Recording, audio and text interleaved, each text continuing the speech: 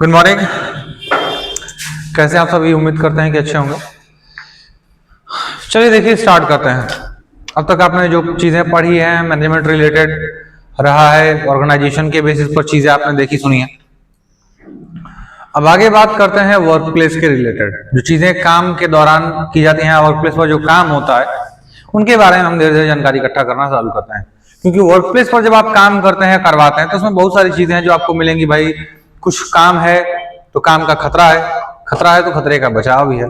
उसी क्रम में कई सारी वर्क एक्टिविटीज के बारे में हम लोग पढ़ेंगे, उसके क्या खतरे हैं क्या बचाव उसके बारे में पढ़ेंगे।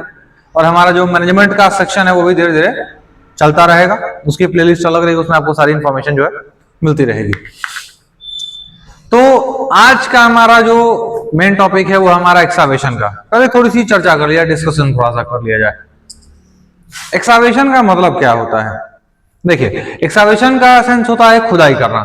ठीक है, खुदाई ऐसी चीज है जो अगर मैं कहूं तो हजारों साल से चलती हुई आ रही है और आने वाले भविष्य में हजारों साल तक चलेगी, इतना तय है।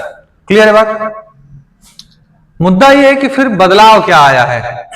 खुदाई तब भी हो रही है, आज भी भाई। जैसे अभी आप इतिहास आप पढ़े तो आपने पढ़ा कि जब दयाराम साहनी लोग गए खुदाई वगैरह कर, जब रेलवे ट्रैक बिछाने के लिए, जब उनको खुदाई करके जब घर मिला, पता चला तो 1000 साल पुराना घर है, 2000-3000 साल पुराना घर है। मतलब खुदाई 2000-3000 साल पहले भी होती थी, आज भी हो रही है, और जब तक पृथ्वी है उम्मीद है तब तक होगी।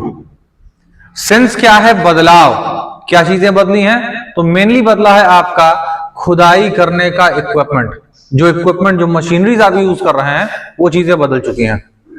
जब चीजों में बदलाव होता है तो उसके दो लक्षण होते हैं, या तो उसका कुछ फायदा होगा या तो नुकसान होगा। हम दोनों को रख के चलते हैं, क्योंकि अगर आप केवल फायदे की बात करेंगे आप तब भी नुकसान में हैं, और केवल नुकसान को आप ध्यान में रखेंगे तो फिर आप प्रॉफिट नहीं कर पाइएगा। तो जानेंगे कि क्या क्या खतरे हो सकते हैं, क्या क्या खतरे होते हैं काम के दौरान, काम के बाद में। एक चीज और आता है कि लोग जनरली बोलते हैं कि सर जेसीबी चल रही है, जेसीबी चल रही है, जेसीबी चल रही है। भाई एक बात बताइए, हम आपसे कहेंगे महिंद्रा जा रहा है, महिंद्रा में क्या जा रहा है? 2 व्हीलर है, 4 व्हीलर है, स्कॉर्पियो है, क्या है? तो आपने महिंद्रा क्या बोला? आपने उस कंपनी के बारे में बात की, महिंद्रा की कंपनी है, सही बात। सेंस क्या है? जिसे आप जेसीबी बोलते हैं, जनरली जेसीबी उसका नाम नहीं होता है, वो जेसीबी उस कंपनी का नाम है। आप गूगल करके आप आराम से देख सकते हो कि क्या होता है वो। तो जेसीबी एक कंपनी है, उस मशीन का नाम बेसिकली होता है एक्सावेटर। उसे हम लोग बोलते हैं एक्सावेटर, जो कि खुदाई का काम करती है। अब खुदाई सर मेनली हम जो आज देख रहे हैं, चाहे वर्तमान समय में चली, वो मेनली दो तरीके से होती है। एक खुदाई होती है जो कि हम लोग बोलते हैं मैनुअल, मतलब इंसान के शरीर की ताकत का इस्तेमाल करके आप जब खुदाई करते होता है मैनुअली। जैसे फावड़ा, कुदाल, खुरपी वगैरह लेकर के आप खुदाई कर रहे हैं, तो आपका मैनुअल एक्सावेशन है। दूसरा होता है मशीनरी या मैकेनिकल एक्सावेशन। मशीनरी या मैकेनिकल एक्सावेशन का सेंस होता है जब कभी भी आप मशीन की सहायता से खुदाई करते हैं, जैसे कि एक्सावेटर वगैरह हो गया, वो आपका होता है मैकेनिकल एक्सावेशन। ठीक है, तो इसी के बारे में हम लोग चर्चा करेंगे। ये चीजें हैं जिसके बारे में आप जानते हैं, मैं भी आप रेलेवेंट हो, तो आइए इस चीज को शुरू करते हैं। चलिए ठीक है, आइए देखते हैं इसको। तो स्टार्ट करते हैं। तो सबसे पहले क्या है सर कि एक्सावेशन का डेफिनेशन अगर हम बात करें कि क्या डेफिनेशन है, कैसे हम कहेंगे भाई कि हाँ ये एक्सावेशन है, चाहे इस प्रोसेस को आप एक्सावेशन कहेंगे। तो कह रहा है सर क्या कि that it is the process of removing soil, rock and other material. जब आप पृथ्वी से किससे निकालें भाई? फ्रॉम द अर्थ, यानी पृथ्वी के अंदर से जब हम कोई भी पत्थर, मिट्टी, टुकड़ा, कोई भी ऐसी चीज अगर निकाल रहे होते हैं बाई मैन्युअली और मशीनरी। मैनुअली और मशीनरी का मतलब मैंने आपको समझा दिया। जब आप मशीन की सहायता से या मैनुअली जब आप इन चीजों को निकालते हैं, वो क्या कहलाता है आपका? बेसिकली एक्सकावेशन या एक्सकावेशन उसको हम कहते हैं। अब जैसा हम जानते हैं कि सर अगर काम हो रहा है, अगर हम काम करवा रहे हैं, काम चल रहा है, तो वर्क में खतरे भी सर होते हैं, सही है। तो काम में क्या क्या खतरे होंगे, एक्सावेशन के काम में क्या क्या खतरे हो सकते हैं, इसके बारे में थोड़ी सी चर्चा की जाए। देखिए, हो सकता है कि आप इंडस्ट्रियल एक्सावेशन के बारे में आप लोग न जानते हो, मे भी पॉसिबल है, बट आप लोगों ने पौधा तो लगाया ही होगा, आज नहीं कल, कभी न कभी तो भाई लगाए ही होंगे। तो पौधा लगाते वक्त भी आप खड्डा खोदते हो, सही है। तो आप उस चीज को अज्यूम करिए उस चीज को आप अज्यूम करिए, सरतिया उस गड्ढे को आप अपने दिमाग में उसके मुकाबले लगभग 100 गुना बड़ा आप उसको सोचो। जैसे अगर आप 1 फीट गहरा और आधा फीट अगर चौड़ा खोदते हो तो उसका आप उसका 100 गुना करो। भाई यहाँ लगभग 100 फीट गहरा और 50 फीट चौड़ा आप उसको खोद रहे हो। होगा क्या कि जब माइंड में आप इन चीजों को क्रिएट करेंगे तो फायदा आपको होगा कि चीजों को समझने में आपको बहुत ज्यादा आसानी होगी। ठीक है, तो चलिए बात करते हैं सर। तो कह रहा है एक्सावेशन रिलेटेड हजार्ड्स, क्या क्या हजार्ड हो सकते हैं एक्सावेशन के काम में, एक्सावेशन के दौरान, इसी के ऊपर पूरी चर्चा आज की रहेगी। ठीक है, हम लोग आज पूरी चर्चा देखेंगे भाई कि एक्सावेशन का काम है तो क्या क्या खतरे हो सकते हैं, फिर आगे नेक्स्ट वीडियो हम लोग देखेंगे भाई कि क्या बचाव इसका रहेगा। तो चलिए बात करते हैं सबसे पहला पॉइंट। कह रहा सर कोलैप्स ऑफ सॉइल, यानी कि मिट्टी का ढह जाना, मिट्टी का खिसकना क्या होता है सर, हमारे लिए खतरा हो सकता है, खतरा हमारे लिए होता है। मिट्टी कैसे खिसकेगी, क्यों खिसकेगी भाई मिट्टी? तो सर मिट्टी के खिसकने के कई कारण हैं। हो सकता है आसपास में कोई गाड़ी, कोई मशीन दबाव दे रही हो, बहुत ज्यादा दबाव बना रही हो सकता है कि अगल बगल में कोई बहुत ज्यादा कहें कि हैवी इक्विपमेंट्स का इस्तेमाल हो रहा है जो वाइब्रेशन क्रिएट कर रहे हो सकता है कि मिट्टी ही कमजोर रही, आपने खुदाई करी, मिट्टी खिसक गई। उसके बारे में आपको एक क्लिप दिखाते हैं, फिर आपको इसके बारे में थोड़ा सा हम समझाएंगे। देखिए इसको। ठीक है, आइए मैं आपको एक क्लिप दिखाता हूं जिसमें जो मिट्टी का ढहने की जिस खतरे की हम लोग बात कर रहे थे वो किस तरीके से होता है। ध्यान से देखिएगा और समझिएगा कि एक्चुअली यहां पर हो क्या रहा है।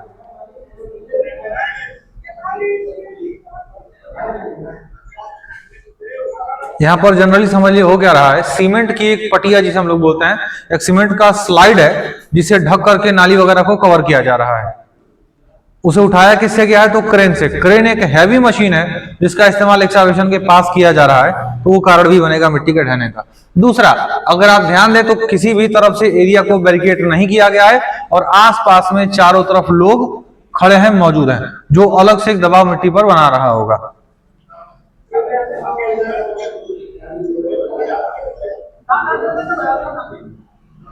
अगर आप ध्यान से देख पा रहे हो तो आपको दिखेगा कि जो क्रेन खड़ी है वो गड्ढे के एकदम पास में, बहुत ज्यादा डिस्टेंस में, एकदम गड्ढे के पास में ही खड़ी है। मतलब मिट्टी आप हटा दी, उस पर दबाव बन रहा है, मिट्टी के खिसकने का पूरा खतरा है।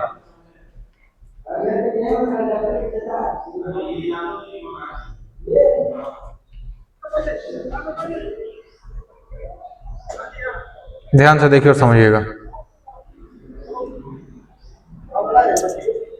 अब ये क्या हुआ, सुपरवाइजर उस पे आके खड़े हो गए, भाई डायरेक्शन दे रहे हैं सर इसको ऐसे करना है, वैसे करना है, ये अब हिसाब कर रहे हैं। ये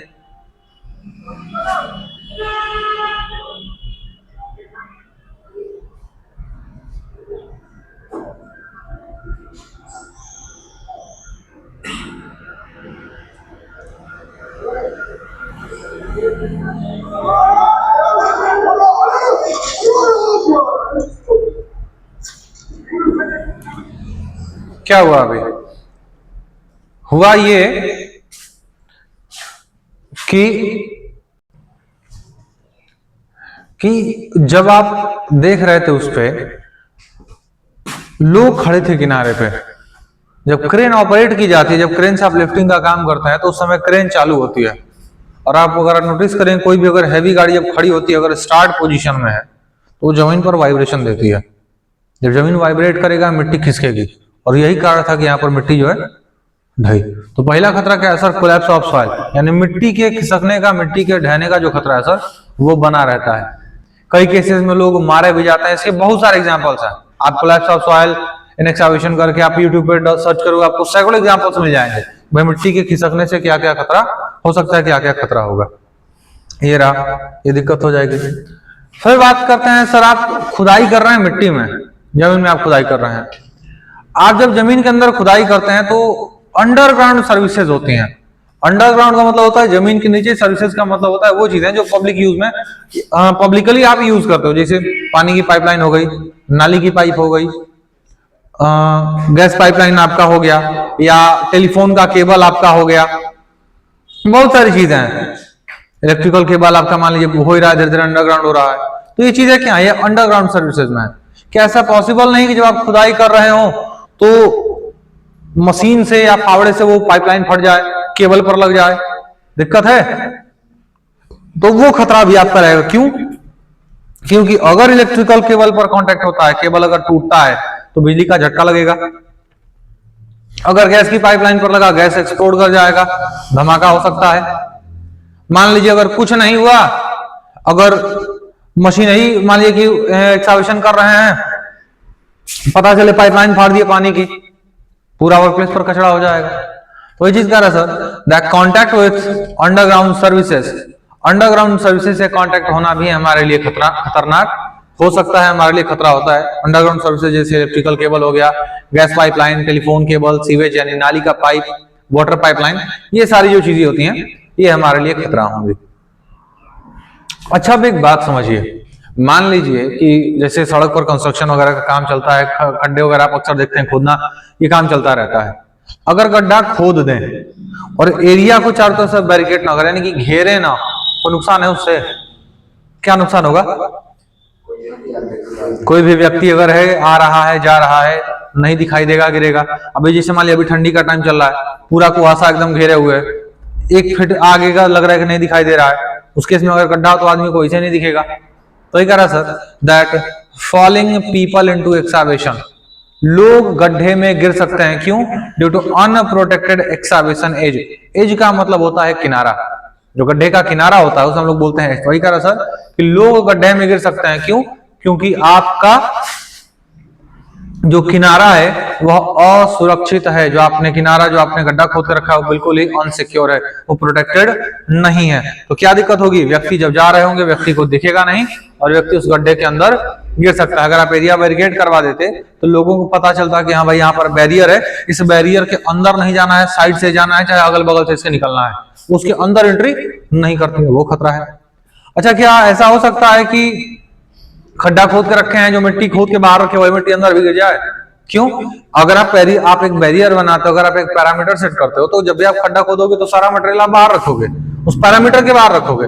लेकिन आपने कोई स्टैंडर्ड बनाया नहीं, कोई पैरामीटर, कोई एरिया सिलेक्ट नहीं किया, तो आप मिट्टी खोद के वही रखेंगे वापस। हो सकता है कि उसी मिट्टी के दबाव से जमीन खिसक जाए, ये भी पॉसिबल है। वही चीज कर रहा है sir, that falling equipment, एक्सकावेटेड material, equipment भी हो सकता है कि सर गिर जाए।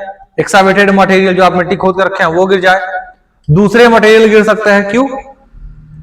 Due to unprotected excavation edge, क्योंकि आपने जो गड्ढा खोदा है उसका जो किनारा है वो पूरी तरीके से सिक्योर नहीं है, पूरी तरीके से सेफ नहीं है। यह भी खतरा हो सकता है, यह भी खतरा होता है। अब क्यों खतरा है भाई? एक बात बताइए ना, एक्सकावेशन अगर हो रहा है, गड्ढा आप खोद रहे हैं, ऊपर से मिट्टी गिरे, भाई अंदर आदमी मौजूद है, अंदर आदमी मौजूद है, नीचे से मिट्टी खोद रहा है, ऊपर से गिरा सामान, तब तो आदमी गया अपना, तो वो खतरा हमारे लिए होगा। ये पॉइंट्स क्लियर है? अब देखिए, अब जैसा हमने बताया भाई कुवैते का समय है, आदमी को दिखे नहीं रहा, गाड़ी वाले को दिखेगा। अभी आपने देखा यूपी की ही घटना है, कौन सा डिस्ट्रिक्ट था, वहां ओवरब्रिज पे लोग गए, गूगल मैप के सहारे ओवरब्रिज से पूरी गाड़ी पलट गई, 3 लोग मारे गए। कारण क्या है? अगर आपका ब्रिज अंडर कंस्ट्रक्शन है तो आपको उस पे साइनेज वगैरह कुछ चीजें आपको मेंशन करनी चाहिए थी भाई कि हाँ यहाँ पे अंडर कंस्ट्रक्शन है, हार्ड वेरिफिकेशन लगाना चाहिए था। भाई आपके पास मटेरियल की या रिसोर्सेज की कमी नहीं है, गवर्नमेंट प्रोजेक्ट आप चला रहे हैं, चाहे प्राइवेट सेक्टर आप लेके खेल रहे हो, मतलब नहीं है, आपके पास बजट की कमी नहीं है, आपको हार्ड वेरिफिकेशन डाल के बंद करना चाहिए। गाड़ी ज्यादा गाड़ी ठुकी होती, मरे नहीं होते सब, लेकिन जब गिरेंगे 20 फीट 25 फीट की हाइट से, तो चाहे जिसी भी गाड़ी हो फिर तो जाना ही जाना है। तो क्या हुआ? उन्होंने एरिया को बैरिकेड नहीं किया, क्या नतीजा निकला? लोग उस पुल के नीचे आए। कारण सेम है भाई, क्या कि एरिया को बैरिकेड नहीं किया गया। तो वही कह रहा sir, that falling vehicle into excavation due to unprotected excavation edge, मतलब एक्सकावेशन का जो किनारा है, जो गड्ढा आपने खोदा है, अगर आपने उसके किनारे को बैरिकेड नहीं किया तो गाड़ियां भी उसके अंदर गिर सकते हैं। कारण क्या है? देखिए, दिन का तो मान लीजिए हो सकता है कुछ समय के लिए चल जाए, बट वो जरूरी नहीं है, क्योंकि अब अगर आप एक बराबर रोड पर गाड़ी अगर आप रफ्तार में चलाए तो आपको जब तक गड्ढे का पता लगेगा तब तक गाड़ी गड्ढे के अंदर रहेगी। आप अभी देख रहे हैं रोड पे कंस्ट्रक्शन, आपके 4 लाइन का ये साइड से आपका जब कंस्ट्रक्शन चल रहा था तो पूरा मट्टी वगैरह डाल के पूरा कायदे से बैरिकेड किया गया था, ताकि अगर मान लीजिए, और इवन जो बैरिकेशन था वो गड्ढे से काफी दूर किया गया था, ताकि अगर गाड़ी इनकेस टकराती भी है बैरियर से, मिट्टी का बैरियर है तो गाड़ी को बहुत ज्यादा नुकसान नहीं होगा, ना आदमी को नुकसान होगा। और अगर बैरियर को तोड़ के आगे भी जाती है तो गड्ढे में ना गिरे, बैरियर पर टकरा के गाड़ी रुकेगी। बहुत बार होता है कि इनकेस गाड़ी जंप कर जाती है तो गाड़ी को उतना, जो बैरियर था इतना दूर बनाया गया कि गाड़ी जंप भी करके उस गड्ढे में ना जाए। तो बैरिकेशन लगाया गया भाई ना लोगों के प्रोटेक्शन के लिए। तो वही चीज कह रहा है कि भाई अगर आपने एरिया को बैरिकेड नहीं किया तब भी आपको नुकसान हो सकता है, खतरा हो सकता है। अब एक चीज आप नोटिस करते हैं, जिससे मान लिया आपको तालाब खोदना है। तालाब जब आप खोदते हैं, जब कोई भी पोखरा जिसको हम लोग बोलते हैं तालाब बोलते हैं, जब उसको आप खोदते हो तो उसकी गहराई ज्यादा होती है, चौड़ाई ज्यादा होती है। चौड़ाई ज्यादा होती है, गहराई कम है भाई, पूरा खुला है चारों तरफ से, जिधर समझ के उधर निकल गए। लेकिन जब आप कुआं खोदते हैं तब ज्यादा दिक्कत है। क्यों? क्योंकि सर उसकी गहराई जो है बहुत ज्यादा है उसकी चौड़ाई के मुकाबले। तो अब गहराई ज्यादा होने का नुकसान क्या है कि अगर ज्यादा गहरी जगह पर आप काम कर रहे हैं, मान लीजिए व्यक्ति अगर काम कर रहा है, तालाब है, मान लीजिए अगर एक तरफ से मिट्टी खिसकी भी तो हम कूद के भाग जाएंगे, दूसरी तरफ से निकल सकते हैं आराम से। इवन जनरली तालाब बहुत ज्यादा गहरे नहीं होते हैं, स्लोप में होते हैं तो आदमी भाग सकता है। कुएं में तो कोई ऑप्शन है आपके पास नहीं है। तो क्या होगा सर कि जब आप एक्सकावेशन कर दें, अगर इस तरीके का एक्सकावेशन कर दें कि उसकी जो गहराई है वो उसकी चौड़ाई से ज्यादा हो जाए, तो वो बनता है कन्फाइंड स्पेस।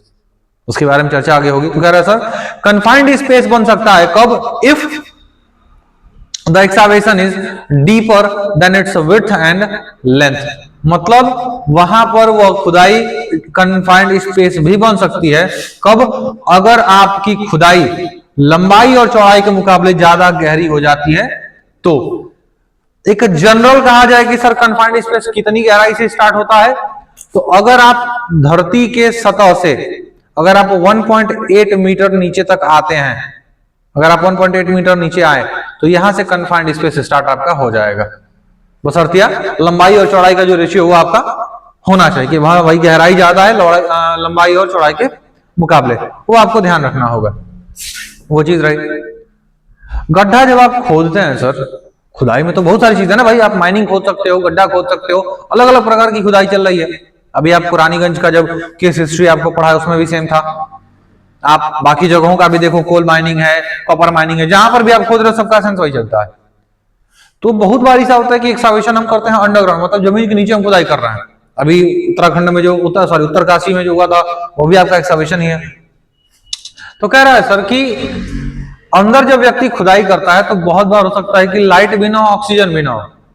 लाइट तो भाई जनरल सी बात है कि नहीं रहेगा, लेकिन ऑक्सीजन की भी कमी अंदर हो सकती है। तो वही कह रहे sir lack of lightning and oxygen into the excavation. इन एक्सकावेशन के अंदर आपको लाइट की कमी हो सकती है, आपको ऑक्सीजन की कमी हो सकती है। सवाल यह है कि लाइट की कमी होने पर क्या खतरा है सर?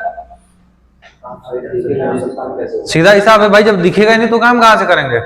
आप गाड़ी चलाने में कितना हूं अनुभवी हूं, अगर आपकी आंख पर पट्टी बांध दें तो आप कितना गाड़ी चला लीजिएगा?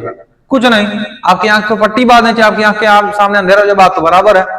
तो वही कह रहा सर कि लाइटनिंग का कमी होना आपके लिए खतरनाक है। बिकॉज सर जब काम देख ही नहीं सकते तो हम काम करेंगे कहां से?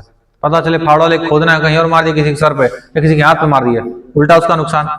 दूसरा ऑक्सीजन की कमी। अगर ऑक्सीजन की कमी है तो क्या नुकसान है भाई?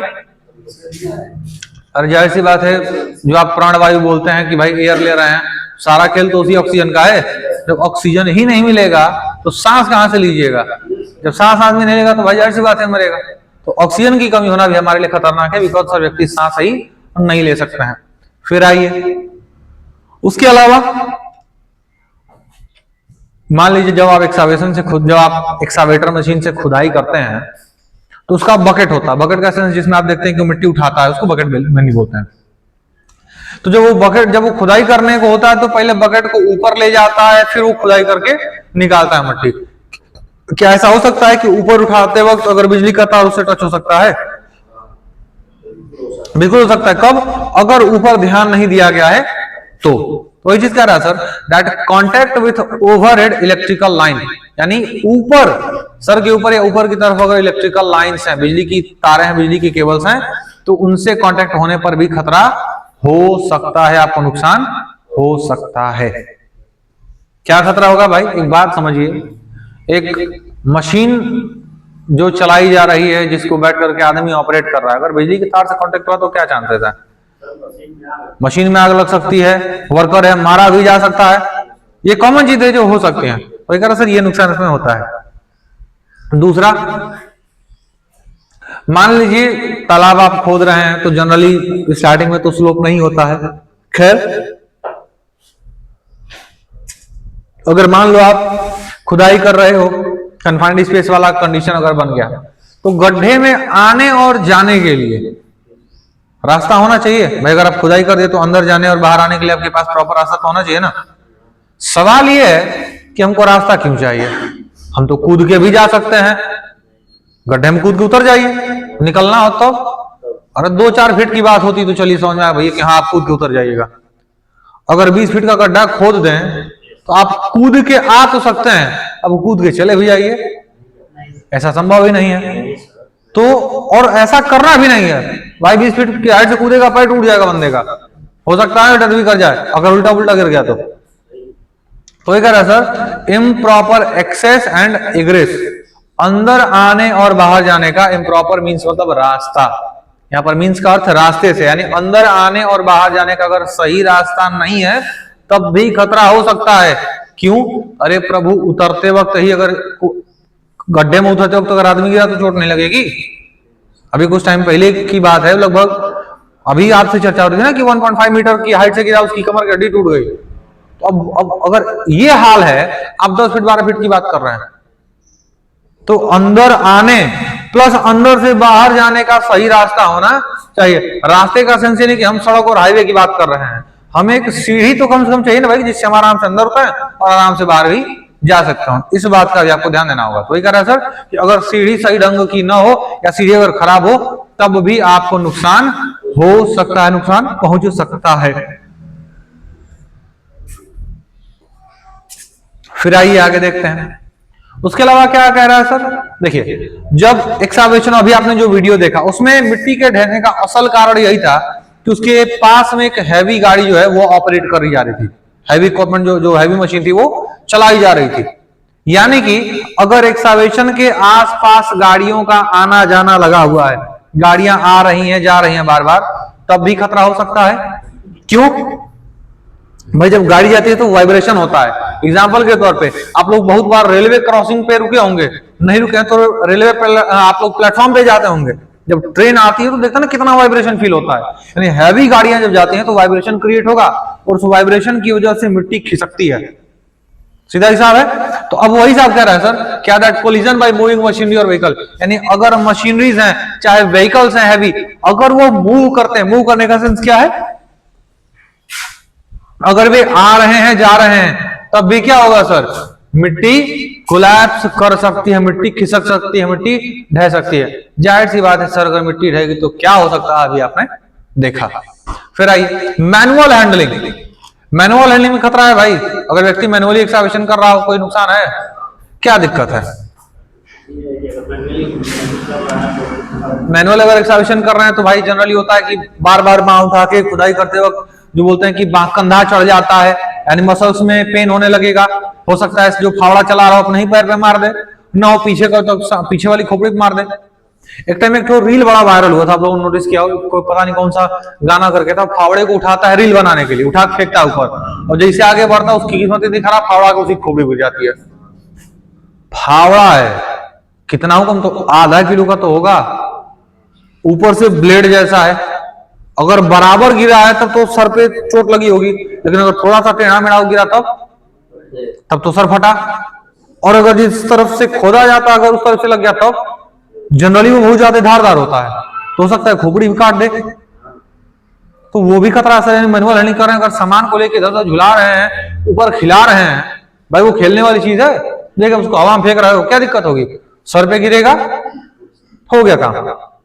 तो वो खतरा भी सर हमारे सामने रहता है। तो मैनुअल हैंडलिंग करना भी हमारे लिए खतरनाक साबित हो सकता है। उसके बाद movement of heavy vehicle near by excavation. देखिए अगर हैवी गाड़ियां बार बार आ रही हैं जा रही हैं, आना जाना लगा हुआ है लगातार, वही चीज रही भाई कि मिट्टी का खिसकना जो है तो आम बात हो जाएगी, मिट्टी वहां पर खिसकेगी और व्यक्ति चाहे गाड़ी इक्विपमेंट मशीनरी जो भी है वो गड्ढे में गिर जाएगा। बात क्लियर है? इन पॉइंट्स में अगर कोई इशू है तो आप बोलिए। ठीक, बताएं मशीन जो है सुपरवाइजर जो था उसके ऊपर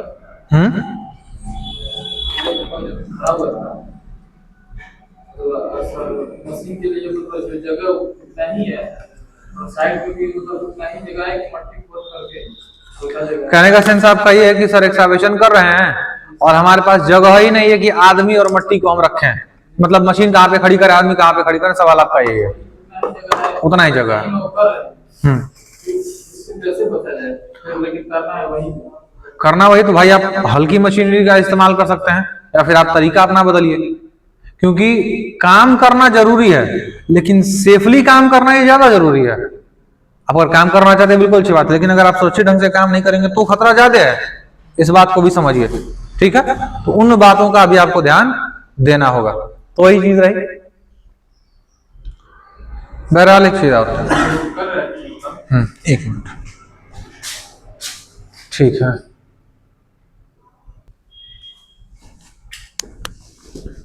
बताइए। तो जो खुदाई कर रहे थे हाँ गड्ढे की, सर बगल में मशीन थी, ठीक, और उसपे सर पट्टियां लगा रहे थे गड्ढे में, उसके ऊपर जो मैनेजर थे या सुपरवाइजर हाँ उसके ऊपर खड़े हुए थे।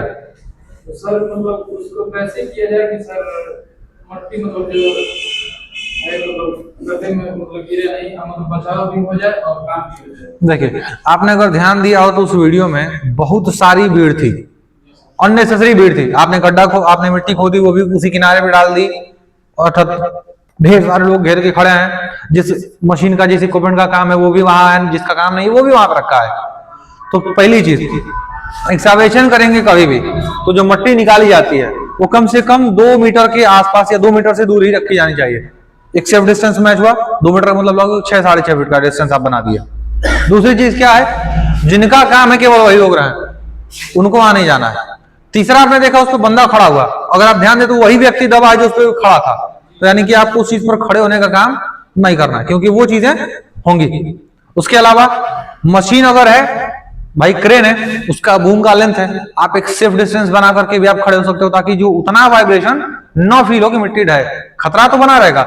उसके अलावा साइड वॉल प्रोटेक्शन सिस्टम होते हैं, आप आगे पढ़िएगा तो उसमें मिलेगा आपको। उन साइड वॉल प्रोटेक्शन सिस्टम का अगर आप इस्तेमाल करेंगे तो वो ज्यादा सिक्योर हो जाएगा, मिट्टी के ढहने का जो खतरा वो लगभग ना के बराबर हो जाता है। उन सिस्टम्स के बारे में हम आगे पढ़ेंगे। अगर वो सिस्टम आप लगा देते हो तो गाड़ी अगर ऑपरेट भी हो रही है तो वाइब्रेशन अगर होगा तो मिट्टी खिसकेगी नहीं, ये फायदा उसका रहता है। क्लियर है? ठीक, अब चलिए, अब होता क्या है सर, जनरली खुदाई हम कर रहे हैं तो बहुत बार होता है कि गड्ढे में पानी आ गया। भाई आप ही देखें ना, घर में कहीं पर भी अगर खुदाई करके रखे हैं, बारिश हो गई, गड्ढे में पानी भरेगा ही भरेगा। तो अगर गड्ढे में पानी भरे क्या दिक्कत है? काम नहीं हो पाएगा। क्यों काम में क्या दिक्कत है भाई? हाँ वो भी उसमें आएगी। ठीक है, यानी अगर आप काम कर रहे हैं, बारिश हो गई, उसको लेके अपना ट्रांसफर करते हैं लोग।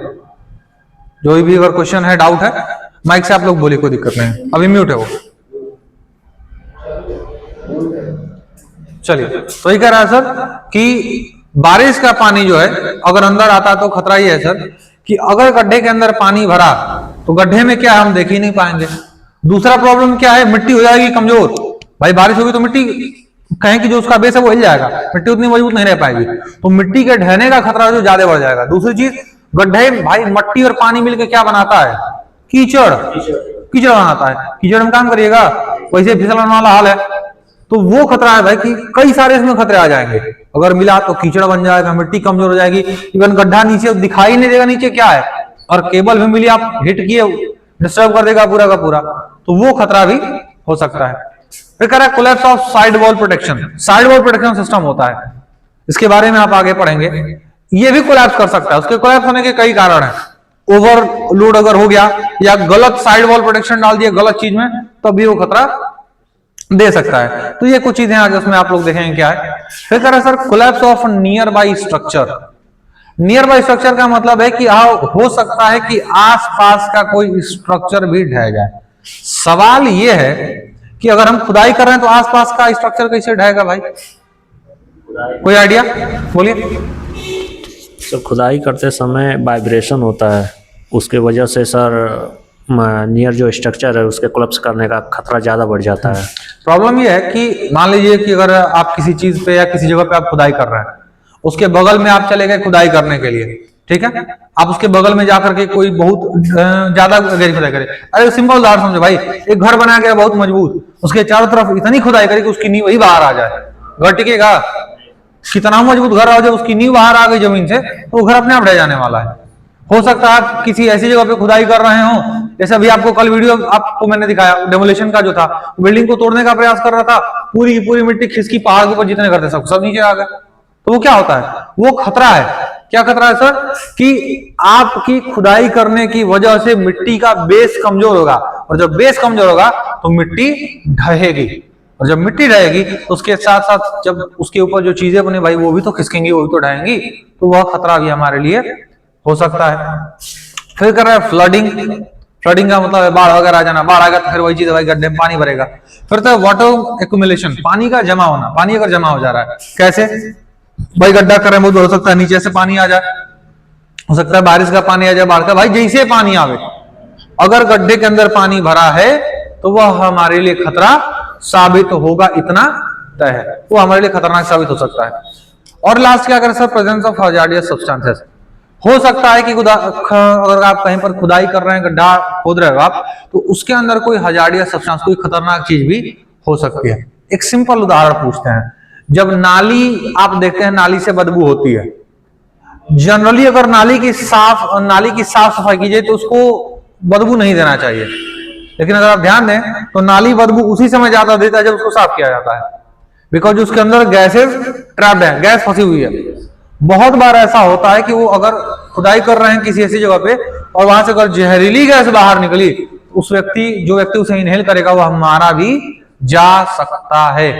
तो ये सर खतरा हमारा होता है क्या, कि प्रेजेंस ऑफ हजार्डियस सब्सटेंस है, मतलब अगर हम खुदाई कर रहे हैं, कोई खतरनाक चीज, कोई जहरीली चीज, इवन कोई सांप बिच्छू कुछ भी अगर ऐसा मिलता है, तब भी वह हमारे लिए खतरनाक साबित हो सकता है।